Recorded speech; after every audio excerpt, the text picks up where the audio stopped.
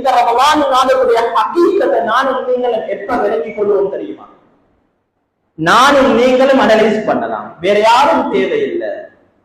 நீங்க ரமலானுக்கு முன்னால சுபனுடைய 2 சப்புல தொழுகிற மக்களையும் கணக்கெட்டு ஒரு டைரியில குறிச்சு வச்சுட்டு பெருநாள் கழிச்சு அடுத்த அன்று சுபனுடைய நேரம் வந்து அவங்களை நீங்க எடுத்து டிக் போட்டு பாத்தீங்கன்னா ரமலானுக்கு முன்னால 2 சப்புல யார் இருந்தாங்களோ அதே நபர்களை திருப்பி ரமலானுக்கு பின்னால அந்த 2 சப்புல காணலாம்.